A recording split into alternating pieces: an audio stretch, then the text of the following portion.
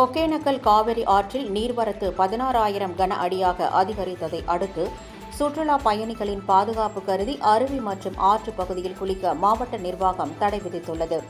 கர்நாடக காவிரி நீர்பிடிப்பு பகுதிகளில் தொடர்ந்து கனமழை பெய்து வருவதை அடுத்து கர்நாடகாவில் உள்ள கபினி மற்றும் கிருஷ்ணராஜ சாகர் ஆகிய இரு அணைகளும் அதன் முழு கொள்ளளவை எட்டியுள்ளன.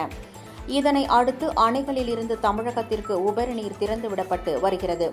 இந்த நிலையில் 6 நாட்களுக்கு முன்பு வினாடிக்கு 20,000 கன அடி வரை நீர்வரத்து அதிகரித்ததை அடுத்து சுற்றுலா பயணிகளின் பாதுகாப்பு கருதி அருவி மற்றும் மாற்று ஆற்று பகுதிகளில் குளிக்க மாவட்ட நிர்வாகம் தடை விதித்திருந்தது.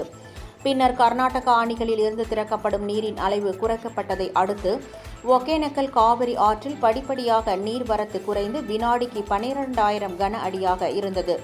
இதை அடுத்து அருவி மற்றும் ஆற்று பகுதியில் குளிக்க சுற்றுலா பயணிகளுக்கு மாவட்ட நிர்வாகம் அனுமதி வழங்கியது. இந்நிலையில் நேற்று கர்நாடகா அணைகளில் இருந்து 30,000 கன அடி உபரி நீர் வெளியேற்றப்பட்டதை அடுத்து இன்று காலை நிலவரப்படி தமிழக எல்லையான பிலிகுண்டுலுவில் நீர்வரத்து வினாடிக்கு 16,000 கன அடியாக அதிகரித்தது. இதனால் ஒகேனக்கல் அருவிகளில் தண்ணீர் ஆர்ப்பரித்து கொட்டி வருகிறது. இதன் காரணமாக சுற்றுலா பயணிகளின் பாதுகாப்பு கருதி ஒகேனக்கல் காவிரி ஆற்று பகுதிகளில் உள்ள அருவி மற்றும் கரையோர பகுதிகளில் குளிக்க மாவட்ட நிர்வாகம் தடை விதித்துள்ளது.